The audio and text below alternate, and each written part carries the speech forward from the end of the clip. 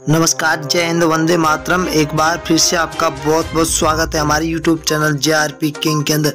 लोकसभा चुनाव का सुरागाजी शुरुआत होने के बाद में महामुकाबला अब की बार देखने को मिल सकता है। ऐसा लग रहा है कि अब की बार लोकसभा चुनाव के अंदर 543 सीटों पर हर एक लोकसभा सीट पर कड़ी मुकाबला देखने को मिल सकता है। सूत्रों की माने तो लोकसभा चुनाव के अंदर एनडीए को अब की बार टक्कर देने के लिए इंडिया महागठबंधन पूरी तरह से तैयार हो चुका है।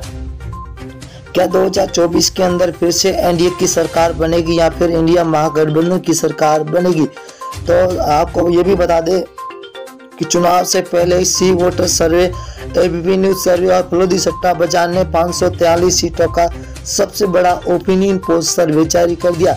हम आपको हर एक लोकसभा सीट के बारे में बताएंगे कि कौन सी सीटें किस पार्टी को मिलती हुई दिखाई दे रही। सबसे बड़ा सर्वे राज्य है कर्नाटक, जहां पर बीजेपी को 8 सीटें मिलती हुई दिखाई दे रही है, तो कांग्रेस को 15 सीट, वही जेडीएस को 5 और बीएसपी को 0, तो कुल 28 सीटें। अगर कश्मीर की बात करें तो कुल 6 सीटें, जहां बीजेपी को 1, आईएनसी को 3, पीडीपी को 2 और एनसी को 0 यहाँ पर सीटें मिलती हुई दिखाई दे रही है। ये सीटों का रुझान 2023 का है और बहुत ही बड़ा रुझान निकल के आ चुका है। हरियाणा की बात करें तो हरियाणा राज्य के अंदर कुल 10 लोकसभा सीटें, जहां पर बीजेपी को 4, कांग्रेस को 5, जेजेपी को 0, तो आम आदमी पार्टी को यहाँ पर 1 सीट मिलती हुई दिखाई दे रही है। 2024 के अंदर लोकसभा चुनाव है। और दिल्ली की बात करें तो दिल्ली के अंदर लोकसभा सीटें 7 है। 7 में से बीजेपी को 2 सीटें मिल रही है, तो वही कांग्रेस को 4, आम आदमी पार्टी को 1 सीट मिल रही है, तो बीएसपी को यहाँ पर 0 सीट मिलती हुई दिखाई दे रही है। तो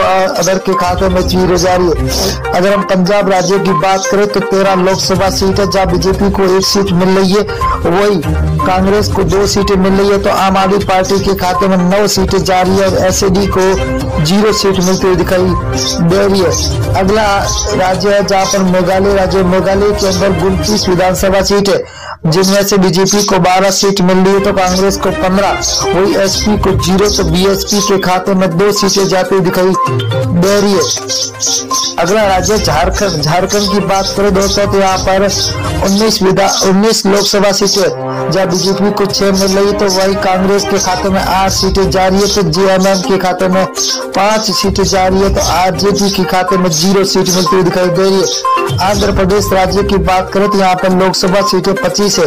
25 में से बीजेपी को 8, वही कांग्रेस को 4, तो वाईआरएस को 10 और टीडीपी को 3 सीटें मिलती हुई दिखाई दे रही है, तो अदर के खाते में 0 सीट मिलती हुई दिखाई दे रही है। उड़ीसा की बात करें तो उड़ीसा के अंदर लोकसभा सीटें 21 है।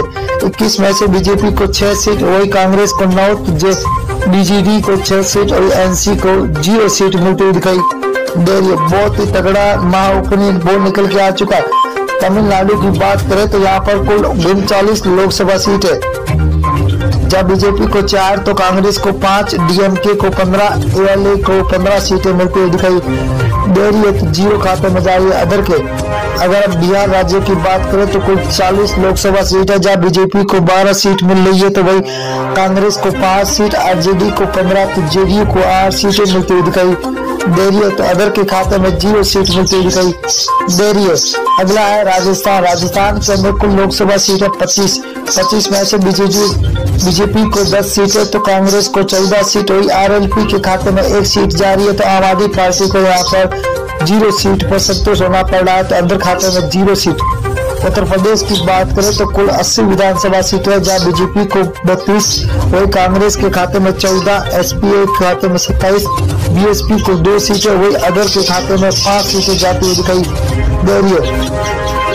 अगला राज्य है उत्तराखंड। उत्तराखंड के अंदर 5 लोकसभा सीटें, जिनमें से बीजेपी को 3 सीट, वही आईएनसी को 2, तो बीएसपी को 0, आम आदमी पार्टी के खाते में 0 सीट मिलती हुई दिखाई दे रही है, तो यहाँ पर अदर के खाते में भी 0 सीट जाती हुई दिखाई दे रही है। पश्चिम बंगाल की बात करें तो कुल लोकसभा सीटें 42 है। 42 में से 17 बीजेपी के खाते में जाते हुए दिखाई दे रही है, तो वही आईएनसी को 0 सीट है, तो टीएमसी को 25 सीट है, सीपीआईएम को 00 सीट मिलती हुई दिखाई दे रही है। आंध्र प्रदेश की बात करें तो आंध्र प्रदेश के अंदर लोकसभा सीटें 2 है, जहां पर बीजेपी को 1 सीट मिल रही है, तो यहाँ पर कांग्रेस को खाते में 1, एसपी को 0, तो बीएसपी के खाते में भी 0 सीट जाती हुई दिखाई दे रही है, तो अदर के हाथों में 0। अगर हम मेघालय की बात करें तो मेघालय के अंदर लोकसभा सीटें 2 है। 2 में से बीजेपी के खाते में 0 सीट, 1 सीट जा रही है तो वही कांग्रेस को 1 सीट मिल रही है। तो एसपी को 0 तो बीएसपी के खाते में 0 सीट जाती हुई दिखाई दे रही है। अगला राज्य है जहाँ लक्षद्वीप है। लक्षद्वीप के अंदर लोकसभा सीट 1 है, वही 1 कांग्रेस के खाते में जाते हुए दिखाई दे रही है। तो बीजेपी को यहाँ पर 0, एसपी और बीएसपी के खाते में भी 0 सीट जाती हुई दिखाई दे रही है। अगला राज्य है महाराष्ट्र। महाराष्ट्र के अंदर 48 विधान लोकसभा सीटें है जहाँ बीजेपी को 15, कांग्रेस के खाते में 14, तो एसएचएस को 10 और एनसीपी को 8 सीटें मिलती दिखाई दे रही है। तो अदर के खाते में 0 सीट जाती हुई दिखाई दे रही है। छत्तीसगढ़ राज्य की बात करें तो यहाँ पर लोकसभा सीटें 11 में से बीजेपी को 6 सीट मिल रही है। तो आईएनसी के खाते में 5, आम आदमी पार्टी को 0, बीएसपी को यहाँ पर 0 सीट मिल रही है। तो अदर के खाते में भी 0 सीट जाती हुई दिखाई दे रही है। तेलंगाना की बात करें तो कुल 17 लोकसभा सीटें जहाँ बीजेपी को 3 सीट, वही कांग्रेस को 5, तो टीआरएस को 7, एआईएम को 2 सीटें मिलती हुई दिखाई दे रही है। बहुत ही बड़ा तगड़ा झटका लगता हुआ दिखाई दे रहा है आपकी बात। अगर केरल की बात करो तो केरल के अंदर 20 विधान लोकसभा सीटें जहाँ बीजेपी को 1 सीट मिल रही है, तो कांग्रेस को 10 सीटें, वही एलडीएफ को 9 सीटें मिल रही है। तो यूडीएफ को लगभग 0 सीट मिलती हुई दिखाई दे रही है। तो अदर के खाते में 0 सीट जाती हुई दिखाई दे रही है। असम राज्य की बात करें तो कुल 14 सीट है जहाँ बीजेपी को 7, को कांग्रेस को 6, एआईयू को 3 और अदर के खाते में 0 सीट जाती हुई दिखाई दे रही है। बहुत ही बड़ा तगड़ा झटका सभी को मिलता हुआ दिखा। गुजरात की बात करें तो कुल 26 लोकसभा जब बीजेपी को 12, कांग्रेस को 6, तो आम आदमी पार्टी को 8, बीएसपी के खाते में 0 सीट जा रही है। तो अदर के खाते में भी